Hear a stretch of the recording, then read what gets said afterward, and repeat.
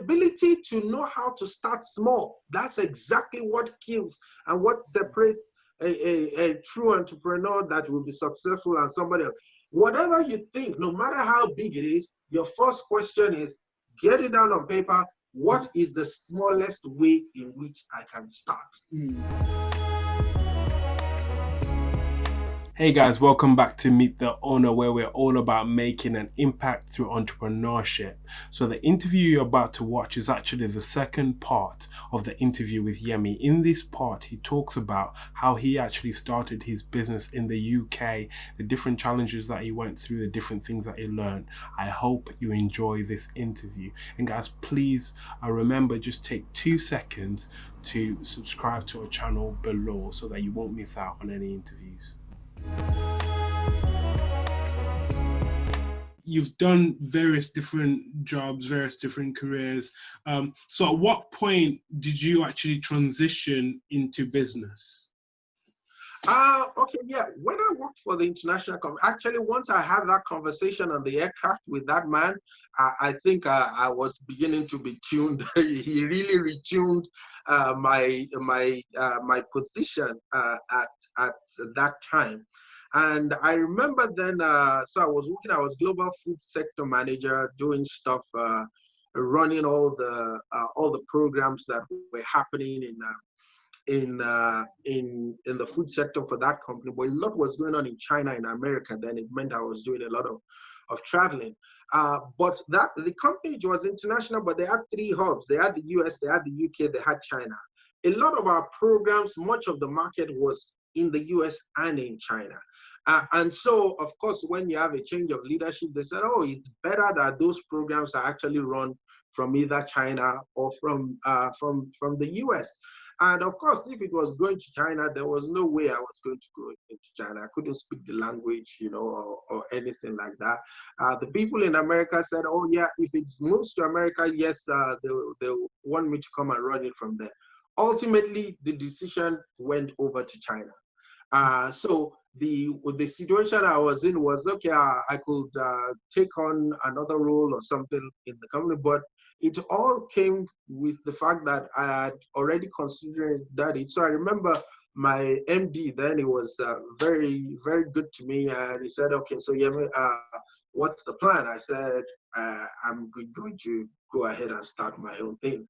And he was pretty shocked at that because, it was his job. He was sitting down with me to kind of now map out where I'll be positioned. And I said, no, it's time to leave. And he looked at me and he said, I know if that's the decision you've made, he said I should go and think about it and still come back to him. But he knows that whatever I do, that I'll be successful at it.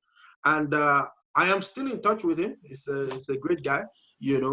But because of that particular event, and I'd been building it, and I had come across books like Rich Dad Poor Dad, which I know many people tell me they've read it, but by their behavior, I don't think they've read it.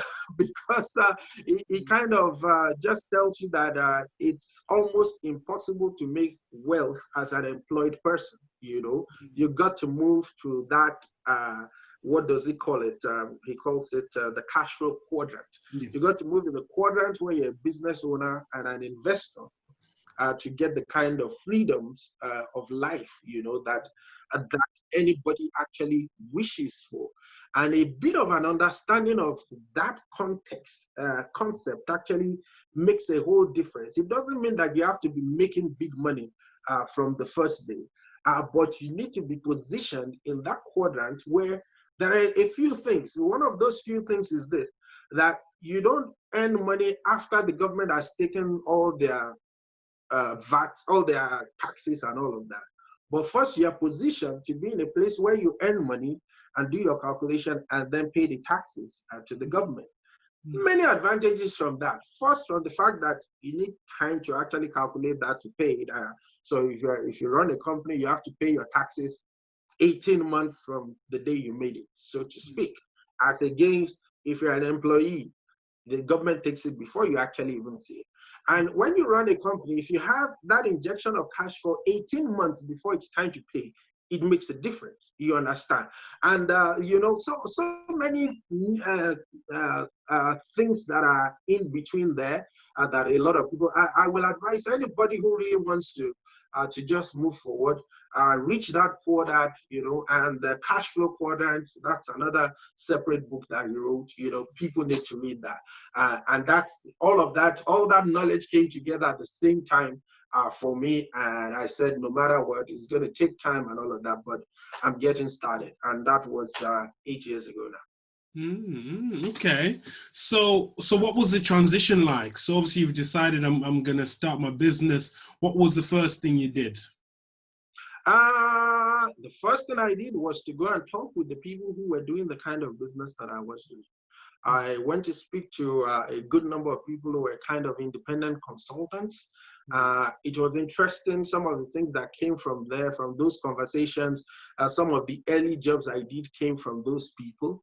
A little bit of the format of how to keep my books I got from those people. A little bit of an explanation of how really it is to get customers, you know, I got from those people. So I spent about 3 months going around all of those people. And I also made sure that some of these months, you know, I still had some flexibility between when I made that decision and when I left my employers. It was about 6 months, you know, so I still had the flexibility to go and then I made sure that I completed all the qualifications I needed from the audit end of things. And so it was just about talking and learning and getting, and within a short time, I always say this continuously, you must be able to self-analyze the gaps in your knowledge. So within a short time, I realized that for me to be successful in business, I needed to learn how to sell. And like most people who are, if I could say generally university graduate focused on academics, you kind of don't have that skill of selling. So I looked for the cheapest way in which I could do that. So I started making these cards. And it taught me that I needed to go on Yale.com and find all the card shops that are in Preston and in Lancashire and within the area. And I think I got a list of potentially maybe about 100 of those. Then I realized that I had to set out a time, and I tried to place calls to, I think, about 50 of them. And then out of all of those, I got about 3 or 4 people that actually asked me to come in and come and show the cards. So I went in there, showed them the cards. And this is part of the learning in the sales process, you know. So I made it was coming close to, I think it was about February when I was doing this, because I left work in June, took a couple of days off. So I took it, so it was February. I said, which cards can I make? So I made cards for Easter. And then I took it to, you know, she was nice. She thought so it was well done. Because I made the cards, I just went to the DIY shop. So it was like getting the pictures, placing it on, and you buy the cards already made, you know, so you just put some design and all of that. And, you know, I set it up well inside the house and doing it. And she loved the cards. The cards were brilliant, but she just said, and this is when you talk some of the cultural things. She said, well, I don't know, but I don't know if you know this, but in UK, we don't usually do Easter cards. Ooh, there are loads of Easter cards in Nigeria. You know, you kind of learn. So, but she bought a couple. All I could hear was the fact that she bought something, maybe it was just about 5,000. That was the first sale I've ever made in my entire life. You know, that in itself was a massive win. But then I later went to another, there was this big card shop, and I put a business model around it. I wasn't asking for the money straight away. I give them an invoice, they pay into their account. So when I got to this lady, I showed her, she said, oh no, that she loves them. She said, so I had only 5 designs because I give them the design and then I go and make the quantities they want. Okay, so she looked at the design, she said, oh, this is good. I gave her 5. She said, is it only 5 I have? That don't I have any other designs? I'm like, oh yeah, because her shop was so I told her that at this moment I had only 5 of those. And I think straight away she placed an order probably for maybe about 25 of each of the 5, you know. That was my biggest order, you know, received. And she said, so how do we, that does she have to pay? And I said, no, no, no, you have 30 days to pay and all of that. You could see the smile on her face that she thought, okay, this is a properly run business. And then she said, I like to hear that, because a lot of people who make handmade cards, they always come and expect money up front and all of that. So just from 2 conversations, I learned from the market that Easter cards don't sell much in England. And then number 2, one of them was, they actually told me that they were in the process of putting in orders for Christmas cards for that year, right from February, you know. So I knew that, oh, really, they put this thing, and then that I'm already differentiated in the market because I wasn't asking for money up front.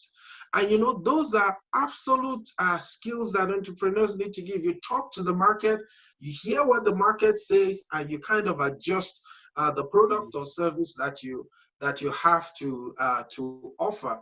But of course, I didn't overly continue because I was using it just to learn, you know, how to get in front of people and break the ice, and ultimately answering their questions was really what sales was about. So, you know, I felt the pride of cracking it. And I think following on your question, so you said what were the first jobs that I did? I was lucky because I had a good relationship with my previous workplace. So some of the first things I did, they were the ones that kind of gave me to do, even though I was looking at other stuff. And like I told you, I was talking with other people, and I got 1 or 2 jobs from there. So that was actually what it is. It was all about speaking to people already in the industry. And because I had the ability to register as a lead auditor with a couple of different certification bodies, that ensured that at least I had a little bit of some income by going to audit for those. But of course, I had to learn how to step in to speak with the decision makers in those certification bodies to take me on as an independent auditor in that sense of the word. So yes, so that was how it was that I started. I was lucky I got some things from my previous employers, but really I got it from speaking to those people that were in industry and letting everybody around there know that, hey, I'm starting on my own. Do you know anything that is actually coming up? And then keeping on top of conversations with people, communication. And the market is very funny. It's almost like they hear that you're starting, they kind of say, okay, yeah, we've heard you. But they kind of wait for about 9 months to 1 year, and then you get a call. Yemi, are you still doing that, or have you returned to work? So no, I'm still doing it. Okay, I have this job for you. You know, so it was almost like whether they were testing to see whether I really don't know how that psyche works. But yes, that was, and it took quite a while, probably about. In fairness, now I can actually say, strangely enough, I still don't know how I did it, but we had a turnover of 25,000 for the first year, which actually surprised me, you know, in itself. But when you think of it, at that stage, it was, even though we're a registered company, it was effectively self-employment, you know, that I was kind of doing that. So that helped it to go. But yes, that was pretty much how it started. And what I used to do before was to have ideas in my head and map it out on paper and all of that. And still after 3 months, nobody else has heard of that idea except me and my wife. You know, you got to speak, and not just to anybody, but the potential buyers of that product or that service.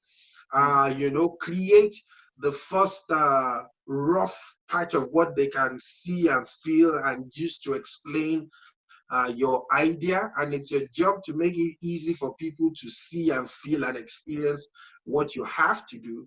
And by speaking to them, by showing them what you've got to do, you get their feedback, they ask the deep questions, you go back and you refine your offer.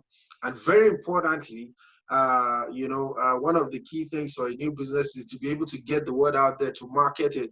You need to find the best way to get to the people that need your product or your service. The traditional thing is to just go and shout out, this is the product and service that I want.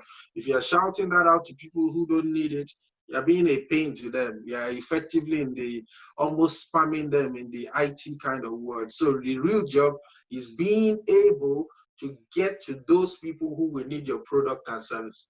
And that's where a bit of the genius of entrepreneurship has to lie, because you have to crack the way you will get those people and those people alone. So what were some of your greatest challenges in the early days of starting a business? Yeah, it was all like most people who are starting, the first thing is clients. It's clients. How do I get clients? And if you have a product, how do I get customers?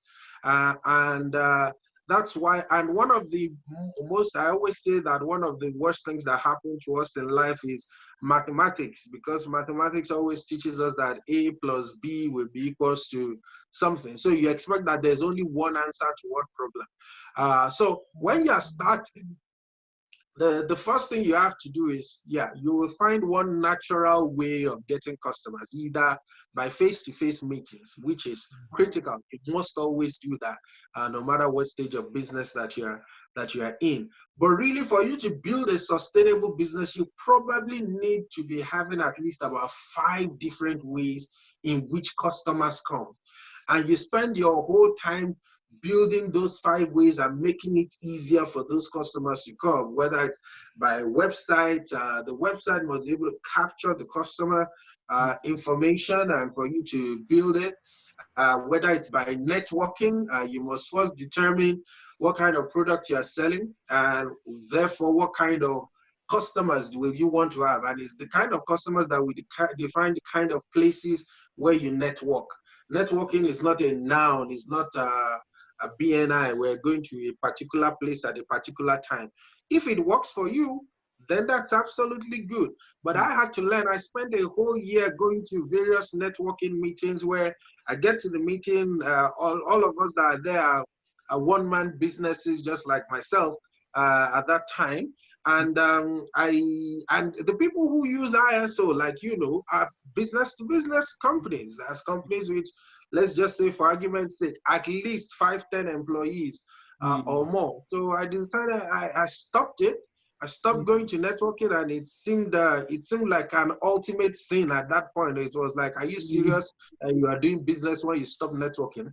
But I changed networking to a verb. So I found an HR group, actually, a group of HR managers from all over Lancashire that used to meet once in a quarter. And I started attending there, and in a short while, I was the only ISO person there, because everybody was a HR person. But many companies actually have their HR responsible for dealing with ISO and all of that. I didn't keep on going with that, but that was an important learning for me, because I have to, people say, oh, you have to just go. You never know who you're going to meet. No, because if I went into a room of 100 people, and all 100 of them need ISO certification, ISO consultant now. If I talk to 100 of them, I will still never win 100 of them. I probably will still win only 5. So why will I go into a room that out of 100 of them, probably only 3 people need ISO and ISO now? And then I go and start working myself to death and introducing, trying to find the 3. There is no wisdom in that. I must always market and advertise and network within a subclause of the people that actually need my services. And that's where the hard work, the brain work is. Once you do the brain work, then it gets easier. Once you have to be in the right ecosystem.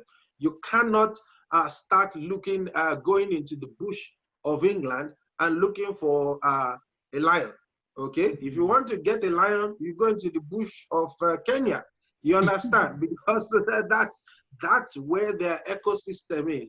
And when you get into that ecosystem, you will realize very, very quickly that your marketing cost reduces very, very fast. Mm. Many startups fail because of marketing costs. Some of them will wake up, probably they just want to do, they are just a nail clinic. And then the first thing they take all the money they got from their last income, they go and advertise in the newspaper, full page, and nobody comes. Yeah, there was a time we used to do that, but now you can actually narrow it down more, and that's intelligent marketing. Some of the bit of the things you do, how you can target the very people you need via Facebook targeting, keeping it local, keeping it specific to the place in life and the demographics and psychographics of the people that you actually want to reach. So yes, those are very, very important learnings that which I worked, and so started slowly and steadily building a customer base. Then after some time, you just kind of see that reputation catches up and then it begins to grow. So later you now start getting referrals from people you've worked with before, and things like that. And at that time, that's when you really start having almost like the convenience of a business that kind of potentially runs itself. But remember, you still have to get many more sources of the way in which those things come. So because we provide consultancy and the certification bodies have to be independent of us, they do auditing. So I registered with about 3 or 4 of them such that we're on the consultant register. A few things also came through that. But then now especially in the new economy, because trust me, bro, we are in a new economy now. That new economy happened over the last 4 or 5 months, okay, with coronavirus. In this new economy, then there are new challenges and new sales, and whatever it is, you got to optimize whatever sales that you are able to do via technology, via the internet. That's your website, being a truly converting website, all the other things that you might do via digital marketing, and things like that. So the job of an entrepreneur is to always keep on growing the sources in which jobs and clients come in. And yeah, and so that's a little bit of how it happened in my case. Okay. So did you need a lot of money to start your business? No, I always say, when people say, why don't you? So I say, my problem is always the capital. It's very simple. If you are, the reason why you will need capital to start a business is because you are thinking of making a product, okay? Because making a product will always require some bit of capital, okay? So it's all right if you are thinking of making a product at some point and you don't have the money and you can't start now, but start something today. Remember the principle: manage something, lead something, entrepreneur something. Entrepreneur something today. Now, if you want to start a business and you don't have any money, start a service business. A service business almost always does not cost much to get started. Okay, if you want to start a cleaning business, for example, you just need to get the mops and the sweepers. You might not even need that. You might actually use that at the premises of your clients. You understand? You might, what service business? Okay, you want to start a nail clinic. Okay, you need to get some of the nail stuff, get a chair, get a plastic thing where they put their head. You understand? Of course, you might need to potentially rent a place, but hey, renting a place is overrated nowadays. You could potentially start in your sitting room, in a corner room in your house. So I always say, if people are always talking about the cost of starting businesses, probably because they still think of business as one unitary thing. They need to understand that there are 2 major categories of business, and that's products and services. Then if you go into service, you've already reduced the cost of starting up sometimes to nil, okay? And when you now look at that, even if you have a service that costs an amount, and this is always the problem of people, the average Joe on the street thinks of his business when it is the finished product, okay? So let's even take a nail clinic. They think of it when they have a nail clinic that they own the building themselves, they do all the decor, and they have all this machinery and all of that.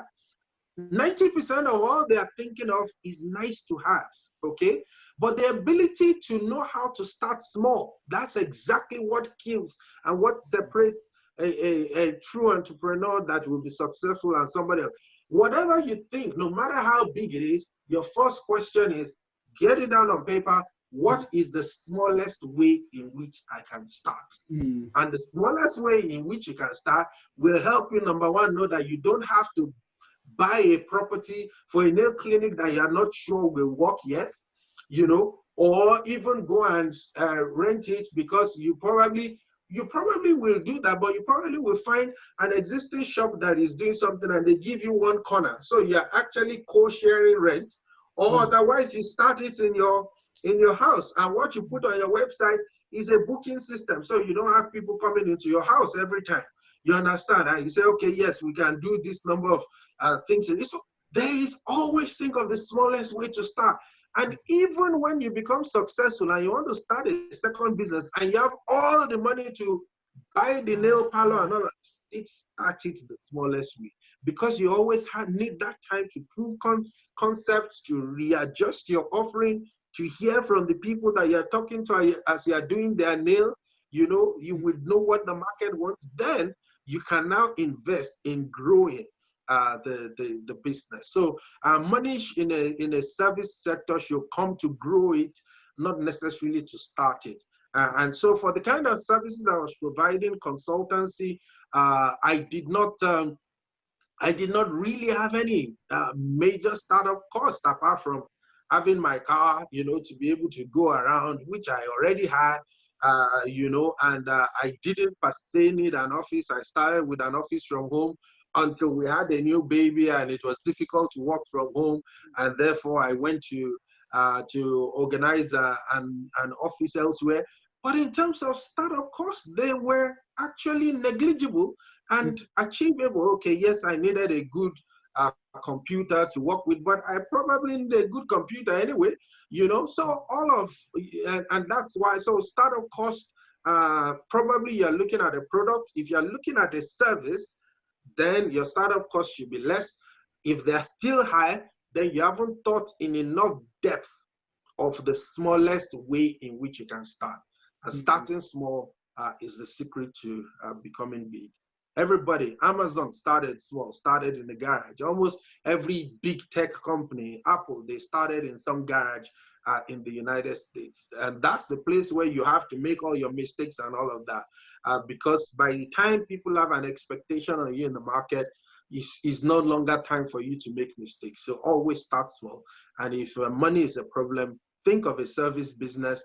And maybe by the time you do your service business for 3 or 4 years, you might make enough capital to do your product business. And that's the thinking people should have. Don't believe that in your whole lifetime, the only thing that can come out of you is that one business, okay?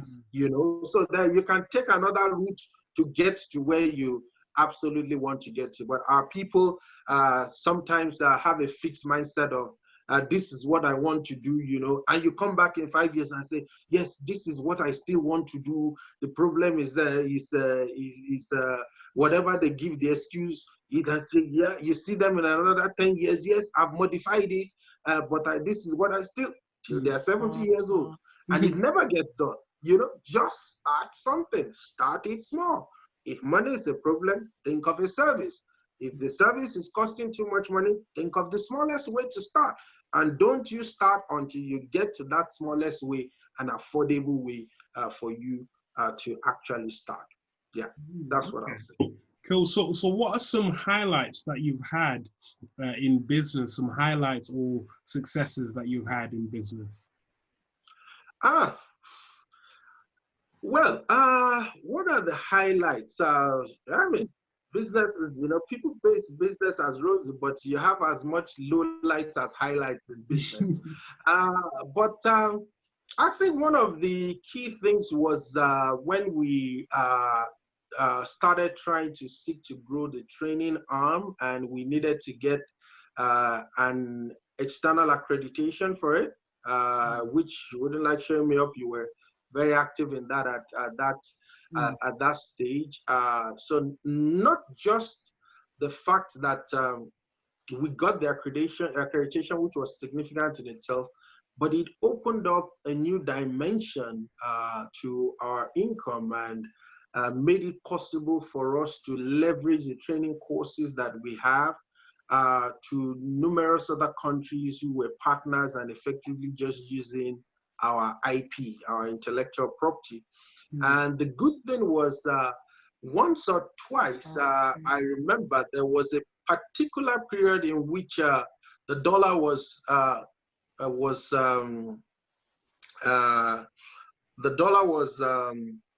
because these people paid us in dollars, and so when it started, when I converted their dollar stuff, it was really, really bad money. So the dollar was doing very well, I think, yeah. So when it came into, it was almost the same amount in pounds, just a little short. So that was pretty good. The other dimension was when the lockdown started in England, because we have a couple of these things are going on in a couple of countries that are like in Africa and the Middle East. They hadn't locked down. So really when income stopped from here, there was still some income trickling in from those places, So when you kind of think of that, and then it has now meant that we're talking about traveling in various countries now.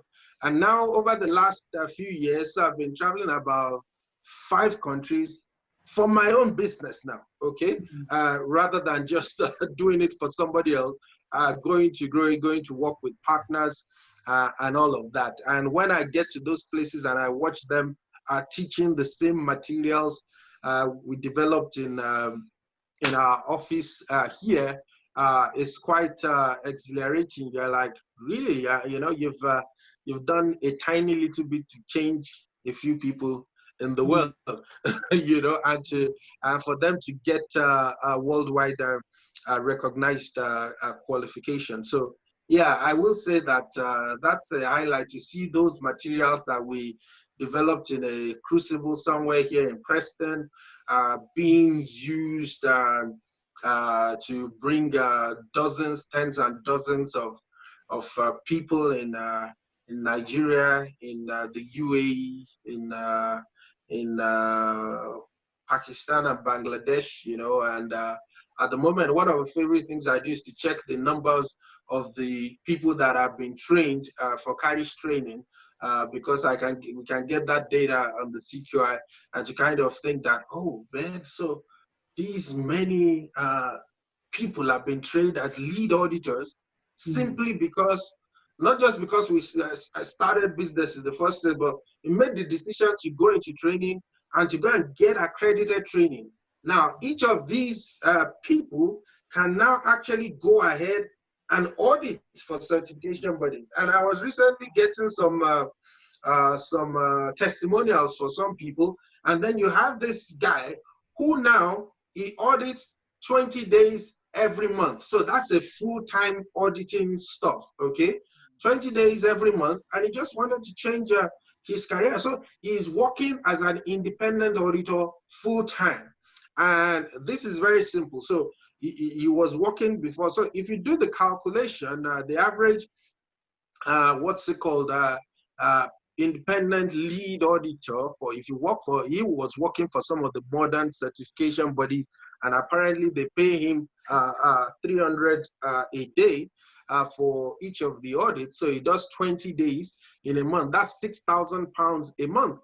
So in a year, that's £72,000. Okay, so that's a more than decent income. That's well above the average income in the UK, simply because he came on this course to actually change the dimension of his career. I spoke to another one who he didn't go the lead auditor, but went on as a consultant in a consultancy role. So he's a co-founder of a consultancy operation down south. He was working in the police and took an early retirement. And he says he's doing well. He's got quite a number of clients and loads of testimonials on his website. And this guy lent the materials we created. So there's, in spite of sometimes you expect me to talk like a business person to kind of say, oh, we got this job that came in and brought this big amount. But actually, I think the difference that it makes in people's lives actually does a lot more for me. That's what I really, that's where my highs come from. You've actually started on my next question, which was, what drives you? Yeah. What drives me as a person?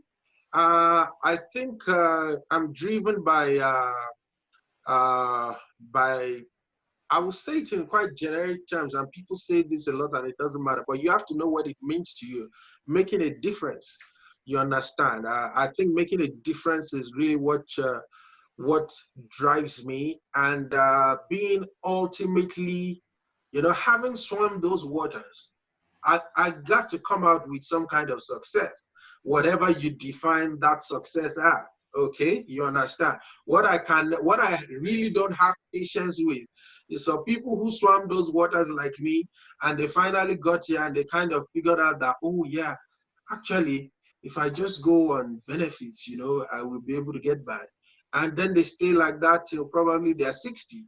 That I really don't have patience for. So for me, it's all about opportunity and making progress. Okay, as long as I'm making progress in the right direction, getting the kind of impact in the niches that I've carved out for myself, whether the career niches as I've defined, or the niches of the things that are important to me. Important stuff like just the fact that immigrants should pursue success, and should rise up in management, should rise up in leadership, should rise up in entrepreneurship. As long as I'm making progress in those things, I will know that ultimately that my life counts for something. Somebody is able to pivot and do a profitable job because they attended a training that came out of an organization that I just, that I just went into that moment that God said, man, make man in my own image. The ability to dream up something and create it and make it happen. And it's making people change jobs and earn income in England, doing the same thing for them in Nigeria, doing the same thing in Pakistan, in Ireland now. More recently, I think those are quite fulfilling. But of course, I still have some more goals other than that, but I won't be spewing them out for you just here, So there are still some goals that are in the crucible that one is working on. Yeah. So I think I'm more driven by that rather than wealth or fame, which seems to be the primary one for most people. Yeah. Okay. So what advice, and this is my final question, what advice would you give to somebody that, they've got this dream of going into business one day, but they're afraid of doing it or something stopping them from doing? What advice would you give them? They should wake up from their dream. Okay? Wake up. Absolutely. They should wake up. And the first thing, like General Colin Powell said, we have a problem. The problem is you want to start a business, first get as much information as you can. Speak to people, get all that information, speak to potential customers, speak to a few people that are already doing it. And everything, by the time you finish speaking to all those people, you would have wiped away 70% of your fears, because your fear is actually a product of the level of knowledge you have at that time. The people that look bold is because they know something more than others, okay? So if you go into the zoo and you see the zoo man that usually feeds the lions, and he just walks into the lions, you will stand there and say, no, I can never walk in there. Now, why is he able to walk in there? Because he knows something more than you. And probably what does he know? Probably he knows that the lion has been fed this morning. And normally, you know that when lions eat, they probably don't eat for another 2 days or something like that. He knows that. You don't. And he knows that as long as he walks and it doesn't threaten the lion, he will come out. But you who do not know, you will never step into that lion's den, will you? And that's exactly what it is. The only thing that we call fear is actually a coalition of a lack of knowledge, okay? Fear is a function of ignorance, okay? So instead of facing the fear, face the real problem, because fear is usually a secondary factor. The primary factor is ignorance. If you face the ignorance, you crack the ignorance, you have the knowledge of how people do it, then yes, you still feel a little bit of fear because you might fail, but your fear is not because you don't know what to do, okay? And therefore, you got to get away from inertia. Inertia keeps you in that spot. You got to begin to move, and move by gathering all that information, and put a timeline to your information gathering, because there's some people that are still doing market research for the past 6 years, okay? But you got to put a timeline. Put a timeline is in days, in weeks and months, and once you get quality information from potential users or potential customers of that, then you would have reduced your fear by a significant percent. And then you remember the other advice: if you do not have the cash, you go for a service. You can still go for a product if you can afford it, fine. You might be able to negotiate terms in which you have to pay later after you sell or things like that. But if you went for a service operation, then look for what is the smallest way to start. Trust me, if you find the smallest way to start, it will be commensurate with your boldness, because the smallest way to start means you're talking to potentially one person at a time or just a few people at a time, till you gain the confidence that by the time you now become a 6-figure company and they're asking you to speak about your product at a meeting of hundreds of people, you know exactly what to say, you know exactly the questions that are going on in their mind. And sales is all about answering the questions that are going on in people's mind and canceling out their doubts. But you worked with hundreds of people and you know all what their questions are, and then you're talking about it and somebody says, wow, that was a beautiful sales presentation. And you leave a group of 100 people and 99% buy your products. But that's the end point. That's not the starting point. Break it down to the easiest way to start, to the most reasonable and convenient way to start. And if you are still fearful enough that you cannot start, is because you still have some ignorance problems. Because the thing that causes you fear is always like, oh, how will I have enough money? Go and speak to the person that has just started or that started 5 years ago. Go to what's it called, Citizens Advice. They will help you. So you do a a spreadsheet. They will tell you how much you need to have, and very importantly, any business you start, you should start it as a part-time endeavor. Don't go and resign and start. Okay, so you start it small, you do it as a part-time endeavor, and then as it builds on, you can potentially do less days or then take away and step back. So because the most important thing is the income for you to live day to day.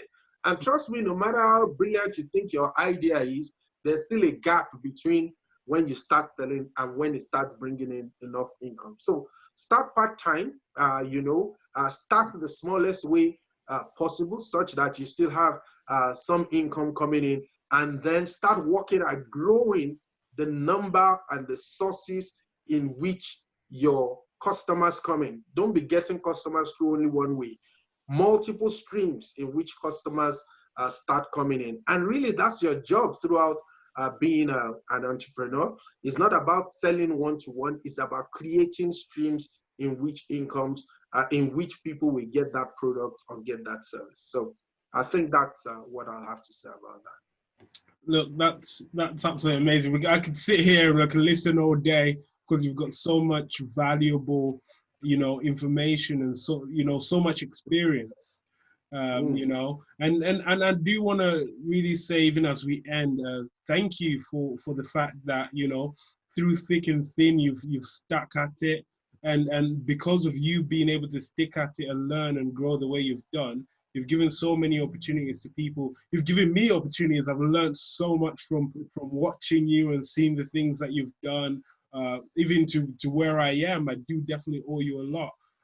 And also even just all the other many people all across the world who are learning and who your organization is training, you know, to be what they are, to be able to earn an income, to be able to start a business. So thank you so much for all that you do, the inspiration that you are as well. And actually, finally, before we close it off, where can people find you and how can we support you in the impact that you're trying to make in this world? Well, firstly, yeah, absolutely right. Then, with perhaps the most of all the things that we've said is the ability to stick to it. That is one of the most important qualities, even when it doesn't look like it's working. Okay, you got to stick to it, and that's true of everything that you do, because after a time, it just begins to build. Same thing is already happening and will happen with MTO.